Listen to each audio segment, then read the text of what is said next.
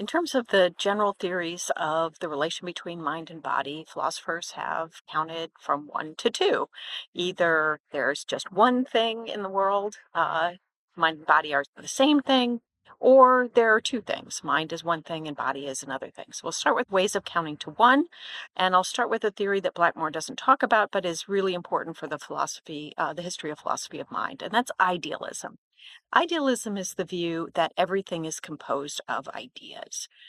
There are no material things, they're just ideas. And the basic objection to the idealist view is that it seems like there are actual things that exist even when no one is perceiving them. So it seems like there's a table here, even if everybody leaves the room and then we come back in. So it doesn't seem like it's all ideas. It does seem like, there are tables and chairs and things that exist. So that's one way of counting to one.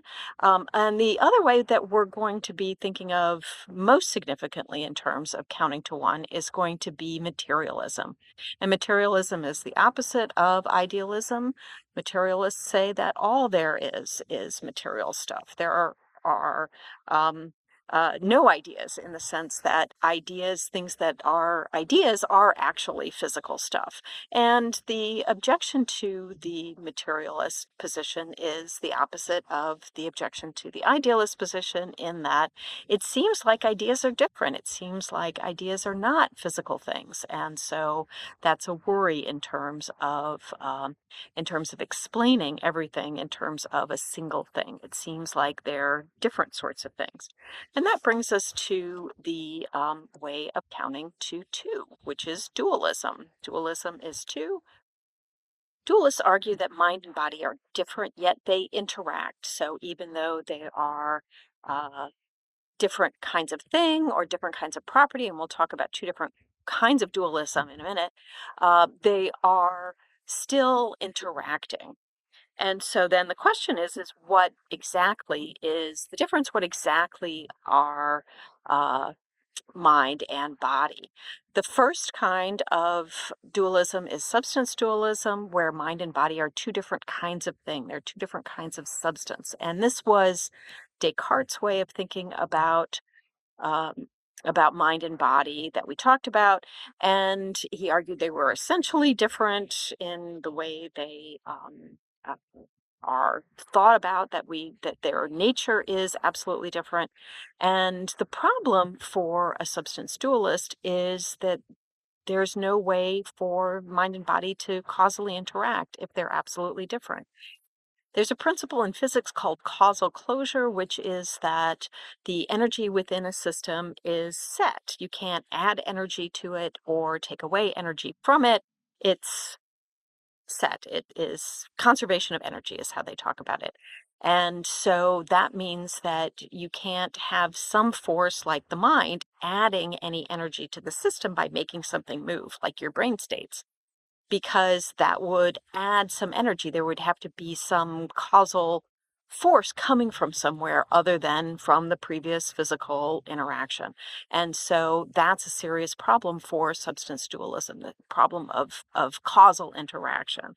And so some have tried to capture the advantages of dualism, this intuitive sense that mind and body are different, that we can't explain the one in terms of the other, by talking about the dualism as a dualism of properties instead of a dualism as things.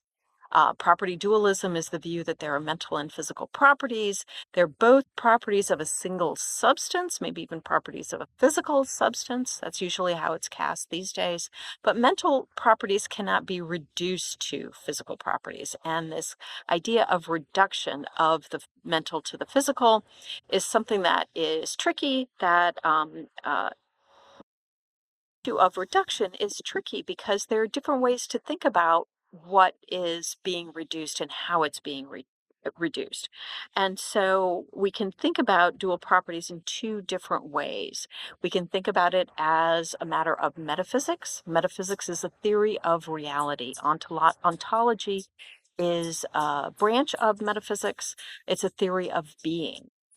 Ontos is being. So metaphysics tells us what the nature of reality is. And so if the nature of mental properties is fundamentally different from the nature of physical properties, then you have a metaphysical dualism, which is what arguably a dualist position has to hold. Alternatively, we can think about the apparent dualism between properties as a matter of epistemology. Epistemology is the theory of knowledge. It's how we know about things.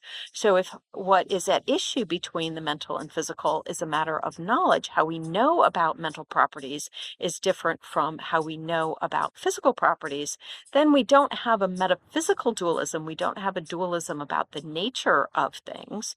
And so we could say it's a materialist view, that our problem is a knowledge problem rather than a matter of physical problems. So a dualist is going to maintain a dualism of metaphysics, and a materialist is going to say that the issue, if there is an issue at all about reduction, is an issue of epistemology. So this is going to come back in a couple of different times as we talk about what's known as the explanatory gap.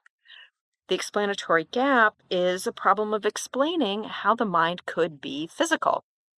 This is a problem that the materialists have. The materialist says there's only one thing, physical thing, but it seems like there are ideas which are non-physical, and we have that, and that seeming is an explanatory seeming. We don't understand how mental properties, particularly consciousness, how consciousness could be physical. How could our minds and our ways of experiencing ourselves in the world, how could that be something that is just brain processes? This is the fundamental problem that we'll be talking about this entire semester. And this is the problem that these various theories are trying to address. This is the explanatory gap. So this is basically the problem that we'll be dealing with all semester. How can we explain consciousness in terms of brain processes? Is it because the problem is metaphysical? There are extra kinds of substances or properties that are mental and they can't be explained in terms of the physical? Or is the problem epistemological, that we know about mental properties in a different sort of way that we know about physical properties? If the problem is metaphysical, then dualism is true, and we just have to accept that there are two different kinds of stuff, and we'll talk about different ways that we can think about how that works. If the problem is epistemological, then we need to think about how to think about those different properties, think about why our knowledge is different of physical properties and mental properties, and what that means in terms of explaining consciousness in terms of brain processes. So thinking about property dualism, we can think about two different theories of property dualism. So the general approach to the mind-body problem is dualism. There are two. There can be substance dualism, two different kinds of things. There can be property dualism, two different kinds of properties. And then among property dualist theories, then we can talk about, how are you going to talk about these two different kinds of properties? Epiphenomenalism is the first kind of property dualism. Epiphenomenalists say that there are mental properties that are extra kinds of properties, cannot be reduced to physical properties, and they are produced by physical properties, but they have no causal role themselves. They don't cause anything. So when you are having a mental property, you're having an experience right now, you're watching me, which means that you're having some auditory experience, you're having some visual experience, maybe you're eating something while you're watching this video. You're having these different kinds of experiences in addition to all the stuff that's going on physically in your brain and your digestion and your ears and so forth. In addition to all those physical goings on, then they produce this offshoot, which is your experience, your mental experience of this event. Now, that mental experience isn't doing any work. It doesn't have any causal consequences. It doesn't, the deliciousness of whatever you're eating or the amazing interest with which my words are generating, your fascination with the theory of consciousness, none of that stuff is having any effect. Your brain is still working, and that's having causal effects. So if you're really interested in this idea, you're really puzzled by this idea, then your brain is doing things, your neurons are doing things that are causing you to think more, or causing you to get upset, or causing different things.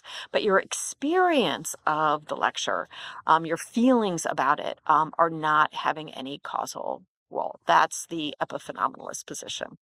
And the worry with the epiphenomenalist position, the basic objection to it, is that uh, we can't even explain our curiosity about them. We can't even explain why the mind is a puzzle if they have no causal power, because the fact of consciousness is not causing any puzzles, and so one wonders exactly what where this puzzle came from if our consciousness doesn't have any causal power to cause puzzles about consciousness, and also just the sort of basic sense that our feelings about things, our experience of things does have a causal effect. It seems like the deliciousness of food causes me to want to eat more of it.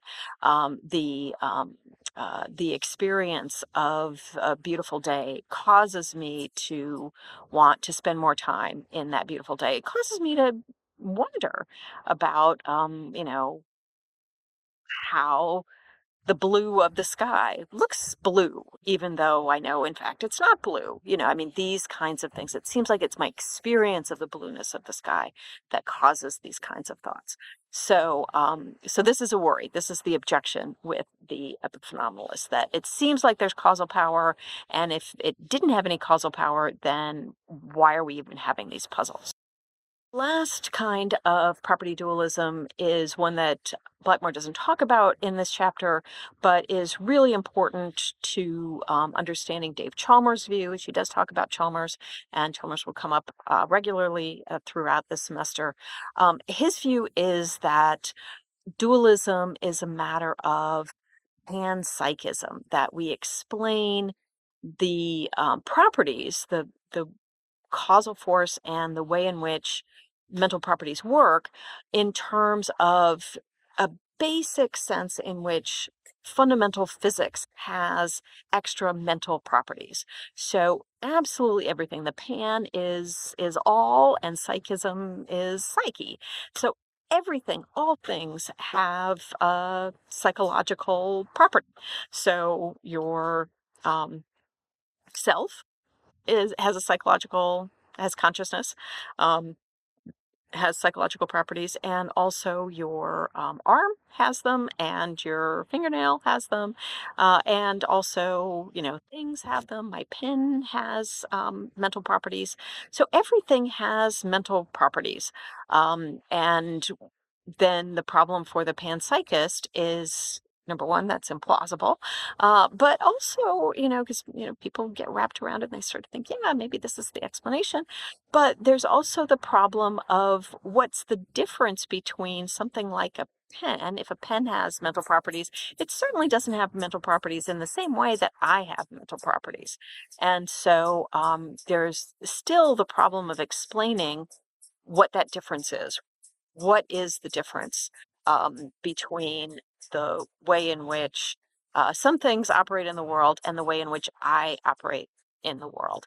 And even one of the things that we'll be looking at in this course is the ways I operate in the world differently in different kinds of situations. I am different when I'm asleep. To me, it seems like I'm not at all conscious when I'm in dreamless sleep.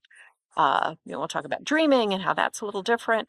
But it seems like in dreamless sleep, then there is no consciousness. I'm still alive, and I still have various physical properties, and there are things going on. I still retain my memories, so I don't have different memories when I wake up than I did when I go to sleep. But I'm not conscious, and it seems like there's a difference between my mental properties when I'm unconscious and my mental properties when I'm conscious, and that still needs some explanation. So it seems like panpsychism still has some work that it needs to do. So this is the overview of our general theories of the mind-body relation. We have one, idealism or materialism, or we have two, dualism. And you can be a substance dualism like Descartes or a property dualist. And then we have two different kinds of property dualists. You can be either a epiphenomenalist or a panpsychist. So this is the general structure so far of our theories, and we'll look at specific kinds of theory, specific kinds of materialist theories later in the semester to give us even more dimension in terms of how are we going to think about the relation between mind and body. But you should already start thinking about which approach seems to make most sense to you, which way of thinking about the relation between mind and body makes most sense.